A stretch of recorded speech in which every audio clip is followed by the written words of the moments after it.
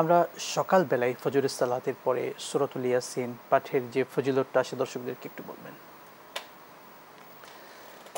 রাসূল সাল্লাল্লাহু আলাইহি সাল্লাম বলেন, কলবুল কুরআনি সূরাতু ইয়াসিন, কোরআনের হৃদয় হলো সূরাতু ইয়াসিন। এক হাদিসে পাকে আসছে, যদিও সনদ নিয়ে কথা আছে, যদি কেউ সূরা ইয়াসিন একবার পাঠ করে তাহলে 10 খতম কোরআন তেলাওয়াতের সওয়াব আল্লাহ পাক দান করেন। সুবহানাল্লাহ, সুবহানাল্লাহ। নবীজি আরও বলেন, তোমাদের মৃত লোকদের নিকট সূরা ইয়াসিন পাঠ করো, আল্লাহ পাক তার মউতকে সহজ করবেন। সুবহানাল্লাহ।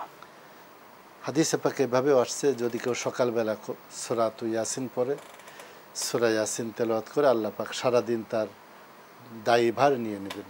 সুবহানাল্লাহ। তাহলে আমরা সূরা ইয়াসিনের বেশ কিছু ফজিলত পেলাম, অর্থাৎ সকালবেলা ফজরের নামাজের পরে যদি আমরা নিয়মিত পড়তে পারি, সারাদিনের জিম্মাদারি স্বয়ং আল্লাহ রাব্বুল আলামিন নিয়ে নেবেন। সুবহানাল্লাহ।